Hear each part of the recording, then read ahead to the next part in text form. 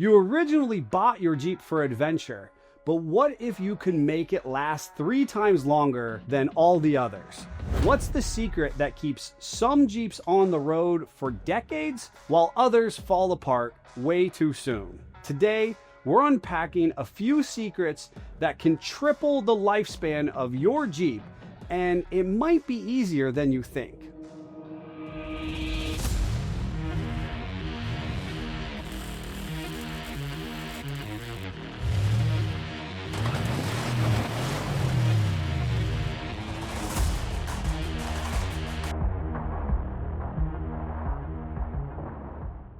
Hey Jeep family, my name is Neil with SFJ4x4.com, Simpson Family Jeeps. I have a place in my heart for flash and pretty and polished and big tires and big wheels and all that kind of groovy stuff that comes with the latest and greatest tech and Jeep manufacturing. But really in my heart, I love rescuing a piece of junk Jeep out of a field and then putting it through its paces. And so I think that my own interest in this makes me appropriately apt to sharing with you some of the tips and tricks that I've just assumed as natural over the years of me pushing along these vehicles that really should have been in a junkyard way sooner than I let them be. Here's the thing, I'm not alone in this process, and I know that some of you at home are equally as good as I am at making your Jeep survive through the decades. I really hope that you will take a moment to share with us in the comments below some of your own tips and tricks that you've learned over the years to upgrade, eke out just a little bit more life, or to maintenance your vehicle to ensure that it is as reliable not only for you, but potentially generations to come. I strongly encourage you to like and subscribe, ring that little bell, and if you think about it, share this to a friend, a colleague, your Jeep group, so that we can kind of generate some good conversation about how to make our Jeeps last. First and foremost, respect the ugly. Now, when it comes to your Jeeps, there's a bunch of tips or life hacks that people have assumed as perfectly normal over the years. It might be something as far as how you do or don't grab onto your door handle, or you lift up on the Cherokee or Grand Cherokee door to shut it because the hinges are failing. And those are things that we just kind of accept as normal as the vehicle continues to age. But the world that we're living in right now, it is very popular to go out and purchase a brand new vehicle because it looks nice and it feels nice and it drives nice. And sometimes those things are really important when it comes to repair versus the cost of ownership. In this day and age, when a new vehicle purchase price and payment is almost that of a mortgage, you may want to consider trying to make your older vehicle last a little bit longer. There is going to be talking points later on about vital repairs and maintenance of structural and safety issues. But kind of the concept of respecting the ugly is understanding and maybe valuing the character of an aging vehicle. We get a lot of customers who come in and they want to invest numbers that don't always make sense to their peers or other people in their Jeep club. Realistically, it's about the fact that they know the nature of that vehicle. They've already made memories in it. It doesn't owe them anything. And so therefore it makes sense to them. We're not here to determine the merit of your investment, but to communicate the ways that we're prepared to do the repair and service with excellence. So realistically, as a Jeep community, we all kind of understand that it's not out of the question to invest heavily in an older vehicle because of nostalgia, or the fact that you've already paid it off, or the fact that you just really like a particular platform, be it CJ or TJ or early JK, and that is what you're comfortable with. But oftentimes investing in that older vehicle often comes with the trade-off of respecting or valuing the character, the fact that it might have some trail damage on a fender, or that some of the plastic may have faded over time. And you might not be bothered by that, knowing that you have a brand new lift kit or that your axles have been fully rebuilt recently. You might be willing to suspend some of the aesthetic graces of today's vehicles in appreciation for the functional and safety standards that you've just upgraded, while also not making any other vehicle payments. It allows you to maintain a low cost of ownership, and then you're able to do other fun things like go to off-roading trips or invest in other hobbies. So by appreciating what that vehicle has already meant to you will allow you to invest in such a way that will set you up for that vehicle to take you into even better and greater opportunities in the future. As part of that respecting the ugly, there is a whole population of people who really appreciated the rat rod movement. I personally got to kind of engage in that to a degree when I had the opportunity to rescue Old Blue, which was a 1964 CJ6 out of the pasture of a local farm. It was this really cool opportunity where posted on one of the national Jeep social pages was a for sale opportunity, but basically you had to extract this Jeep from the pasture where, it was basically driven to its ragged end and left to rot. I went out and I was able to, winch that up onto the trailer and bring it home. Through the process of doing some basic investments on the functional and mechanical side of the vehicle, I had this great experience where I got to upgrade this Jeep with my kids and then wheel it all over the East Coast, doing some really gnarly stuff in this kind of ratted out exterior, but with a highly functional vintage Jeep underneath. You're going to want to provide some mechanical triage. Invest in the vital components first. You're going to want to ensure your steering linkage, your brake system, your suspension components, and the rubber that connects you to the ground are all in the best care and condition possible first and foremost. Like Blue, I really didn't care about the aesthetic appearances of the outside or whether or not there was a little bit of body rust. I cared that the brakes were going to stop me, that the engine was going to turn over appropriately, and that the steering linkage was as robust as it needed to be for the weight and utilization of the vehicle. If you are in a position where you are investing in that older vehicle, or maybe you are an individual who has a second or third Jeep in the family and it's been sitting for a few years, you're definitely going to want to go through and have a qualified professional, or the next best thing, try to inspect the brakes, make sure that there's no play in the tie rod ends of the steering linkage itself. Ensure that the tires don't have excessive dry rotting or flat spots or shifted belts.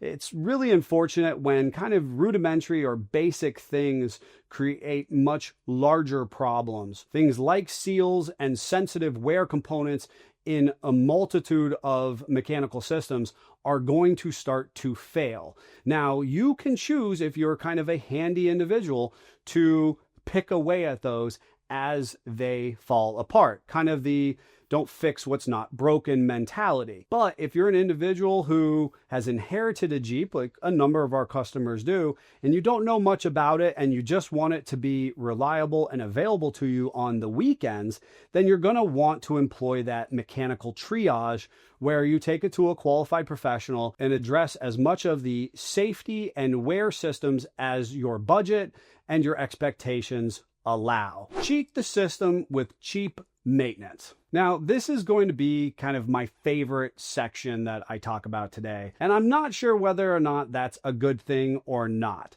It's definitely a reflection upon how I like to kind of keep a vehicle alive way past its expiration date, and it's one of the things I often tell people just because I assume that risk and expectation.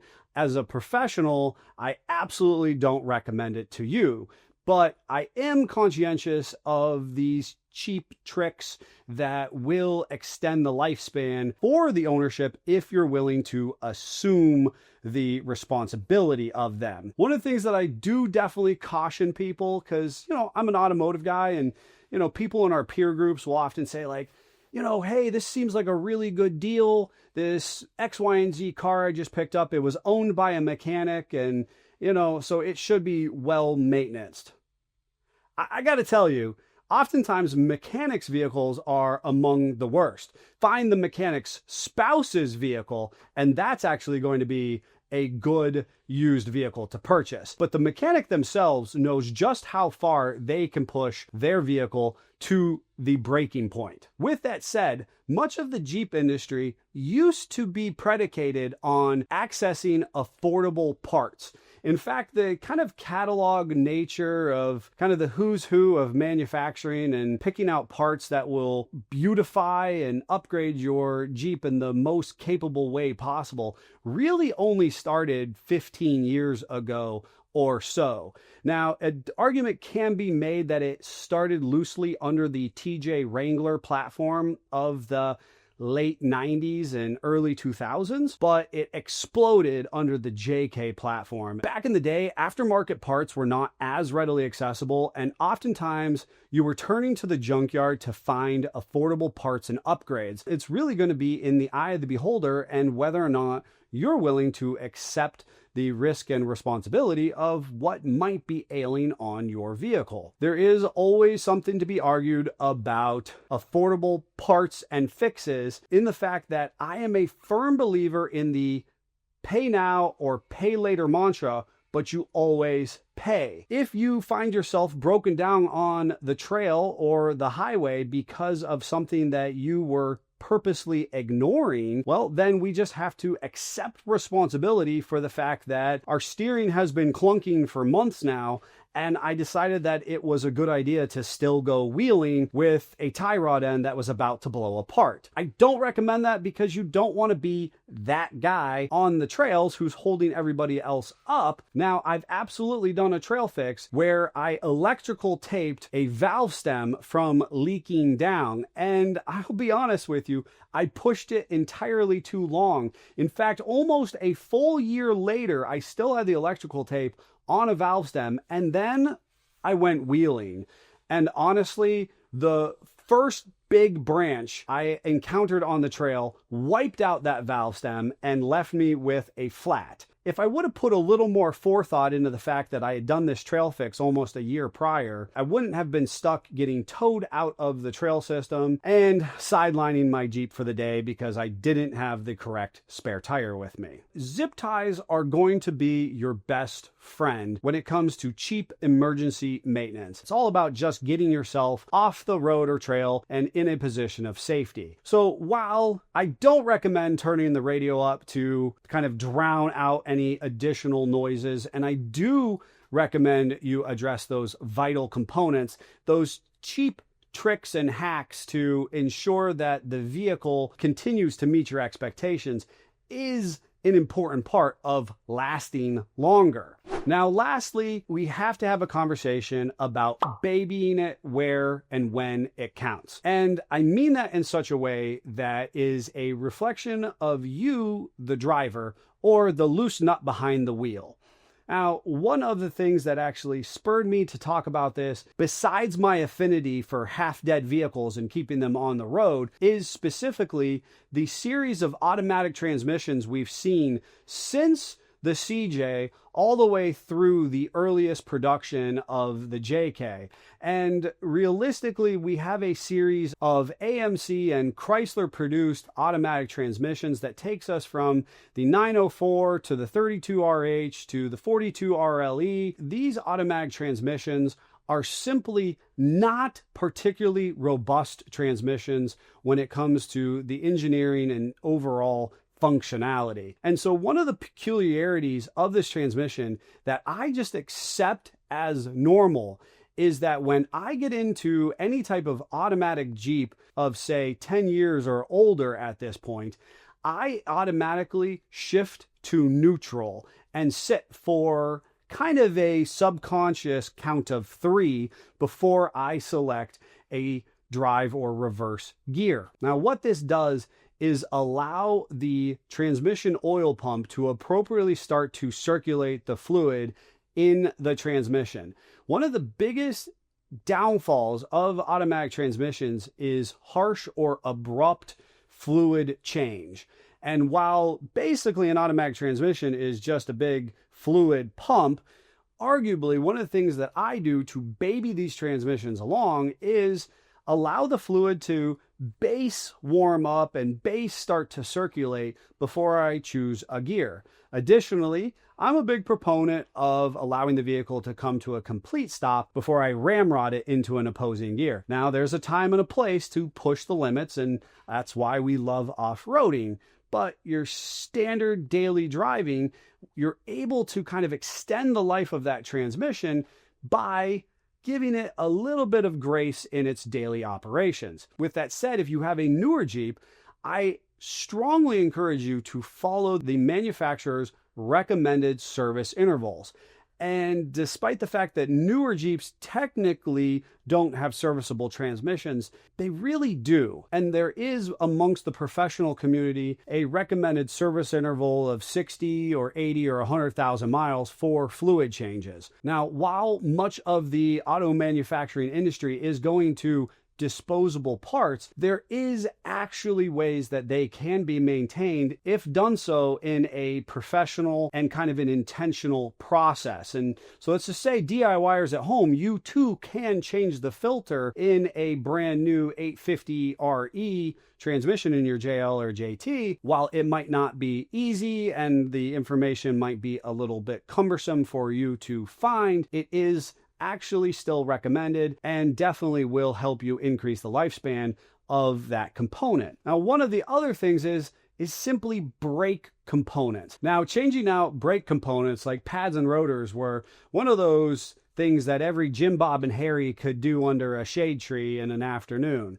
And while brakes can still be a fairly rewarding system to work on, they are not nearly as straightforward as they once were. You may want to curb your driving style in the sense that, are you an individual who races from stoplight to stoplight, abruptly hammering on your brake? This is going to depreciate the lifespan of those brakes and increase the frequency that they need maintenance. So understand that you need to baby it where it counts. Now, if you're one of those individuals like I was, who resurrected this vintage iron out of a farmer's field, not every system is going to be perfect unless you're doing a full restorative process.